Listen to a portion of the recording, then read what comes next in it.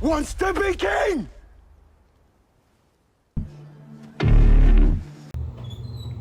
Welcome to the War Room. What I want to talk to you guys about today is wearing masks. And I want to illustrate this by something that happened in my gym a couple of weeks ago. I get a lot of reclamation projects through my veterans program, and now apparently through the legal system and friends that are attached to the legal system by them referring young men to me who have a problem past or that need a corrective touch in life, if you will. And one in particular is a kid that I've got, and up to very recently, he's been stuck in a paradigm in his own little bubble of life, to where there's this real tough, super gangster, macho alpha dude. And if you saw him, he fits the bill with the tattoos and the way he carried himself and all this, just the way that he presented himself to the world. But being older, I see through the facade that most people put forth. And when I met him, I could see through all the layers of bullshit that he tried to project. And one event that really allowed me to get through to him and allowed him to see that I could see him was when one of my elderly clients came in, and his entire demeanor changed. Well, one of my older clients came in, and his entire demeanor changed. It was yes sir, no sir, yes ma'am, no ma'am. It was a very different person. And the next day when we were training, it was just the main group of guys. He made a comment about having to put his mask on when the older gentleman was in the room. And I told him, actually, you finally took your mask off. And he was dumbfounded.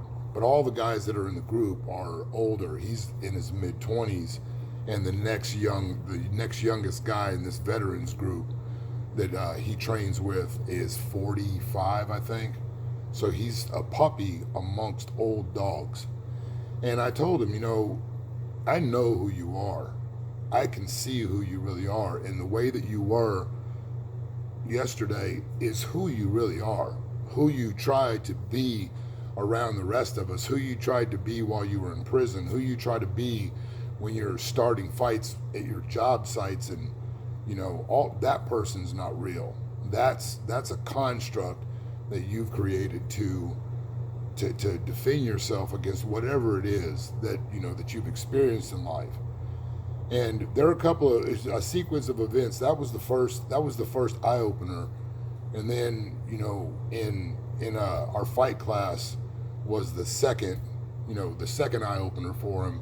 And since these occurrences, since these evolutions, if you will, this person, he's a completely different man today. And it's not my assessment, it's the assessment of those who have seen him and have dealt with him. They can clearly see the difference. And that's one of the biggest things that I try to get through in my program is I don't talk the alpha, all of that goofy talk about categorizing men in these specific groups. To me that doesn't help anyone, and it's silly talk. It's locker room talk, because realistically there's one alpha, and if we're all humans, that means there's only one that's the top.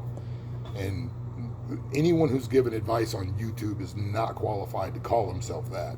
And so I don't wander into those grounds, but I do understand the concept of being an assertive man. And that's the whole foundation that my program is built upon. This program, I want to share the bones of this program for anyone who might be on the fence of joining the group.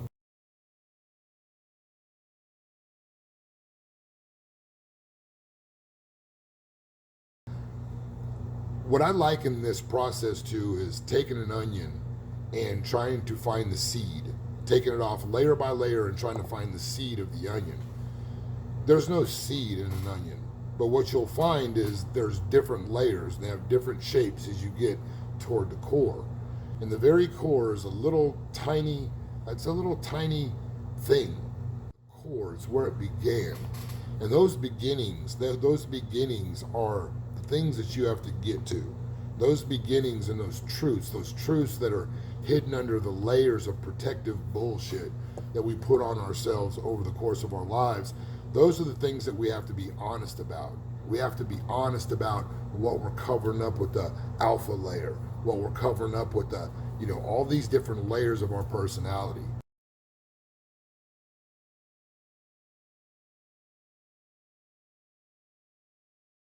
In this program, for the first 2 weeks, you're going to look at what I call the 4 pillars that are going to build your kingdom. Those pillars are your personal health, your physical health, your career, your professional health, your spiritual health, and then your personal relationships, your hobby health. Now, those things in men's life, every man's going to have a different amount that he puts into these things. A lot of men today have got the personal hobby pleasure. That pillar is built to the sky. And on top of that, they have a statue to themselves, and they are their own gods. But a lot of these men find themselves unhappy, unfulfilled, and basically just grown children. Same with men who their pillar of financial and their career is to the sky, but their family sucks, and their spiritual life is terrible, and their physical health is absolutely abysmal. And these things are a complete and severe lack of balance. But why and how do we get to these positions is huge. We don't just end up in these places by chance. We ended up there by choices that we made, by circumstances that we reacted to in a certain way because of certain thought processes, certain conditioning that we have. That's just who I am. That's just the way that it goes. This is just the way it's supposed to be. All of these things we get from our rearing, from our upbringing. None of these are original thoughts that we have. We are groomed, primed, programmed, if you will, to do these things. So what we're doing here for the next 2 weeks, I want you to look at your 4 pillars as you go through your day-to-day life and really give thought to those things and write down what you could be doing, what you should be doing that would make your life exponentially better in each one of those things.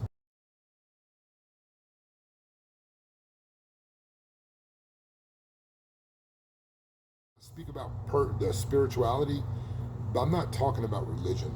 I'm talking about a purpose bigger than the shallow, carnal purpose that we have of satisfying our desires, our immediate gratification. What I'm talking about is having an agency bigger than yourself. And if it's your family, if it's doing right by your family, or whatever, if you've got something that keeps you with a structure, keeps you with strong moral boundaries and guidelines, then that's your spirituality. That's your spiritual practice. I'm not saying that anybody needs to become a certain thing.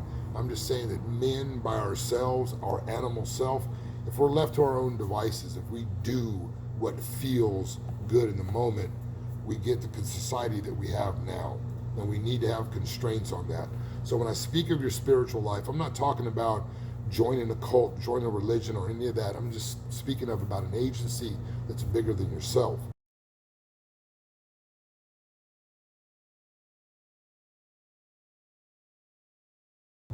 Your relationships, your personal relationships, your friendships. Many people have toxic relationships with people that they've known for a long time. This is where you have to look at these things and be honest. If a person's not helping you build, they're helping you destroy. Sitting idle is destruction. And so you really need to be honest with your personal relationships with people and look at those things and ask yourself, is this something that I want to build my kingdom upon? Look at life and visualize what you want out of this program. Who do you want to be? What does that man look like? What does he do? How does he act? How does he move? Write this down. This is your vision for yourself. Write this down with such clarity and precision that when you read it back to yourself, you get excited. This is the person that you want to be if all restrictions can be lifted. 2 weeks you're going to be brutally honest about who you are, where you're at, and where you want to go. And once you have all of these metrics, after you have all of these data points, I'm going to show you exactly how you go about putting these things together and changing your life forever.